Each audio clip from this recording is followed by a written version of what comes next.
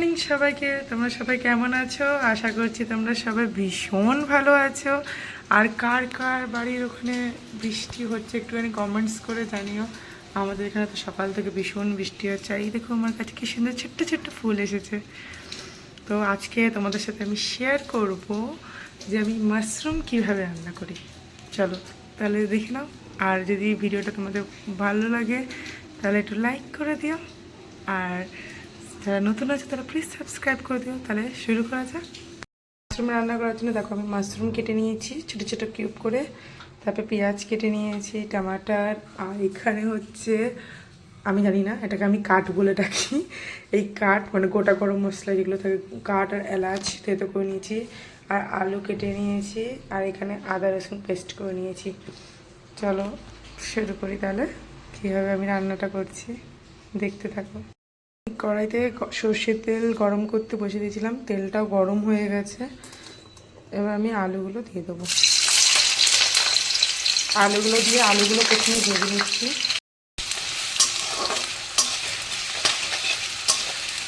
আলুগুলোকে লাল লাল করে ভেজে নেবো। দেখতেই পাচ্ছ আলুগুলো লাল লাল করে ভাজা হয়ে গেছে। এবার আমি আলুগুলোকে তুলে নেবো। তুলে নিয়েছি। এবার আমি মাশরুমগুলো একটু ভেজে নেব, হালকা সটে করে নেবো, বেশি ভাজবো না, কারণ অলরেডি মাশরুম থেকে জল ছাড়বে। ওই কারণে একটু হালকা ভেজে নিলে একটু মানে ভালো লাগে আমার। অন্যরা জানি না কী করে, বাট আমি একটুখানি মাশরুমটাকে ভেজে নিই হালকা করে।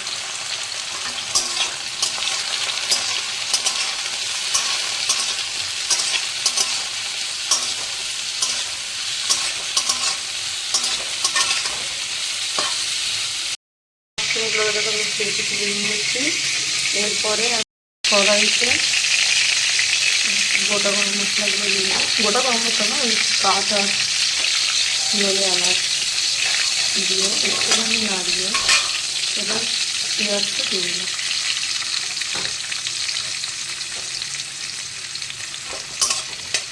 পেঁয়াজটা হালকা একটুখানি ব্রাউন ব্রাউন করে ভেজে নেব। হালকা ব্রাউন ব্রাউন হয়ে গেছে, আমি টমাটোটা দিয়ে দিচ্ছি, দিয়ে একটু নাড়িয়ে যে আদা রসুনের যে পেস্টটা করে দিচ্ছিলাম ওইটা আমি দিয়ে দিলাম। আদা রসুনের পেস্টের মধ্যেই হলুদ, লঙ্কার গুঁড়ো, যেহেতু আমার কাছে কাঁচা লঙ্কা নেই তাই আমি লঙ্কার গুঁড়ো দিচ্ছি আজকে। আমার একটু ঝালটা বেশি খাই তাই দিলাম। আর এই যে স্বাদ মতন চিনিটা দিলে একটু ব্যালেন্স আসে নুন আর ঝালের মধ্যে, আর স্বাদ মতো নুন।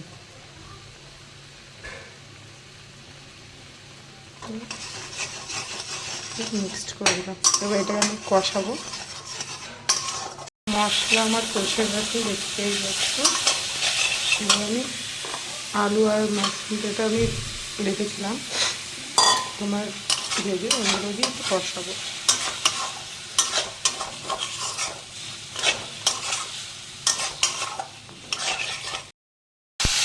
দেখো কষাতে কষাতে জলটাও টেনে নিয়েছে, প্লাস তেলও ছেড়ে দিয়েছে। এবার আমি যতক্ষণ কষাতে আমি গরম জল করে রেখেছিলাম, গরম জলটা আমি দিয়ে দিচ্ছি অল্প করে,